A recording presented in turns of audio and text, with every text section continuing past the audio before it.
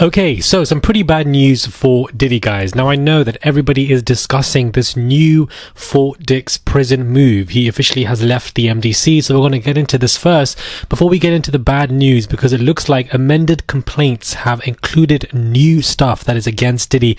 It looks like he has somebody else on his back, and it's not Lil Rodney, it's not the other civil cases that we spoke about, it's somebody else. Hey guys, that's Murad Morali. Hopefully you guys are all doing well today. Daily and consistent content, subscribe to the channel, this video a thumbs up, and let's get straight into this video. So, is it a plane, guys? Is it a bird? No, it's Diddy Thickums, who has moved officially to the Fort Dix. Sean Diddy Combs is all checked in at his new home for the next 2.5 years. He apparently left very early on in the morning. Law enforcement sources told us that Diddy was transferred to FCI Fort Dix in New Jersey early Thursday morning and began the check-in process. Remember, this is the prison he requested to serve his time in, and Judge Arun initially said no. Well, it looks like the Federal Bureau of Prisons ultimately granted Diddy's request. The judge allowed this to take place. The mogul's legal team said Fort Dix is the best landing spot for Diddy because there he will be able to address any substance abuse issues and maximize family visitation and basically rehab. Diddy has been at the infamous MDC since his arrest, and there's no doubt he'll be living in much better condition now that he's at the Fort Dix. So this is a great position for him. This is a big win for him that he is actually at a much more, I wouldn't say resort, that's a strong word to use, but a far better prison than the MDC where he was suffering. Anything is going to be an upgrade to this man.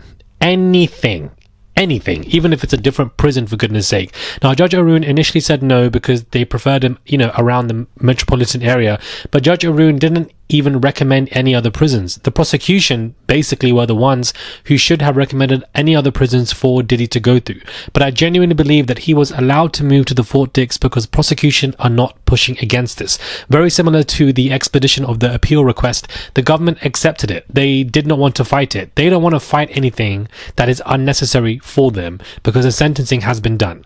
They don't want to fight the moving of what prison Diddy can go to because it's irrelevant. They don't want to fight when the appeal can take place because it's irrelevant. He's going to do the sentence regardless. It's not as if Diddy's arguing to be freed or to be on house arrest. It's just moving prisons. So Diddy is still going to be in a different prison. Now, there were other celebrities, ex-housewife stars, who spoke up about how Fort Dix isn't this resort and that it actually is a dangerous place to be and that you still need to watch your back. If anything, I do believe that Diddy could be in more danger at the Fort Dix, and the reason why I say that is because he knows who's at the MDC. He's been there for over a year. He survived any bad thing that happened to him. He survived. He's had a great time at the MDC. Not great, but as in like he's been able to be an entrepreneur, lead the classes. They're giving glowing reviews for his sentencing. He's been able to share a room for 20 people and he still hasn't passed unalived or been in serious conditions. He's been fine at the MDC. The Fort Dix is an entire new playground for this man where he won't know who these people are, and there genuinely could be people there who all know he's coming and actually have him on a bounty list, and only we can see. But don't you think it's so funny that a week ago they were saying that Diddy was going to be released, but the only updates we're getting, guys, is that this man is just moving prisons? Diddy's team really must have lied to him and cashed in because they really thought this man was going to be pardoned this week with commutation, but really and truly, you were just being moved prisons, bro. That was really it, uncle. That's it. Now, I want to get into this other pressing story.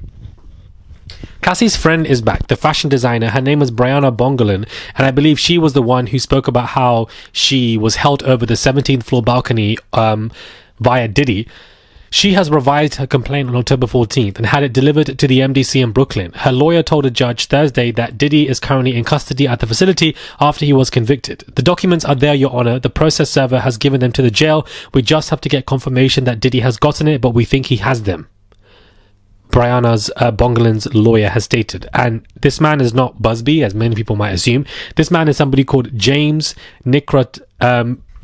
James Nickroftar. Sorry if I've said the name wrong. He said at a hearing in LA to Judge Mark H. Epstein, they've set up a follow-up hearing for January 22nd. He noted the lawsuit has several corporate defendants as well, including, Diddy's company Bad Boy Records. Let's see if we can make sure that everyone is served and responded by that time so we can start setting dates. Judge Epstein said, my suspicion is that by the time of the trial, Mr. Combs will no longer be in jail. It's just taking that long. Interesting. Well, Judge Epstein's suspicion was completely wrong. The man is currently in prison. Diddy was sentenced to 4 years, as we know. Now, Bongolan first filed her lawsuit last year, alleging that Diddy held her over a balcony, as we all know. And she later has testified at the trial, as we all know. But in an exchange with Diddy's defense lawyer, Nicole Westmoreland, Judge Arun later described as a Perry Mason moment. Bongolan admitted that she wasn't sure about the exact date of the incident. Well, now in the amendment, she basically has come forward with the time and date, saying that it happened between September 29th in 2016, and that was part of the amended complaint. It's a potentially pivotal piece of evidence that was revealed by prosecutors, and that's what they need. The amended complaint not only includes the change of date that she now is specifying, but it also includes this, guys. It includes a portion of a text thread between Cassie and Christina Coram. Boom. In the exchange, Cassie told Christina that she was worried about Diddy's, temper. In the immediate aftermath of the alleged attack on Bongolan, he came into my house whilst my friends were here. We were all sleeping. They woke me up. He was ringing the bells crazy at 3 a.m. And when Diddy came in, I went to my room and he went to her friend, Miss Bongolan, and choked her, then dangled her feet off the balcony. The text exchange shown to jurors is basically part of the amended complaint. Diddy's legal team did not immediately respond to a request for comment on Thursday. Diddy previously denied the claims in a statement. So what she basically has come back to, amend isn't just the date of when this happened, which is needed, but basically text messages which are showing that Cassie and Christina Coram were talking about this and that Christina knew that this was happening. This is another headache for Christina because she's basically having her name dragged into this whole situation.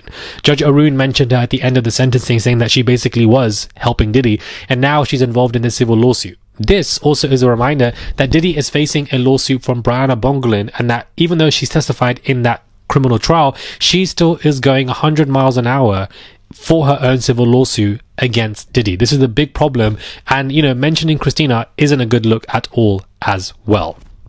So this is a civil case lawsuit update, and I think that it's important that we focus on these civil lawsuits and the updates of these civil lawsuits for what's going to happen, whether some are going to get dismissed, whether some enter discovery, whether there's going to be a hearing. I think these are very important because while we can always talk about the criminal trial whenever we want, because this trial was iconic, very similar to the OJ trial, an infamous huge celebrity, it's also important to look at these civil trials because they are a reflection of what's to come in the future for this man and how Diddy's pocket is still going to be in trouble. The man has 80 plus active civil lawsuits, and Busby also stated that he's coming with a new wave any minute now. That could basically be happening next week sometime, we don't know, and all of that is just going to be money.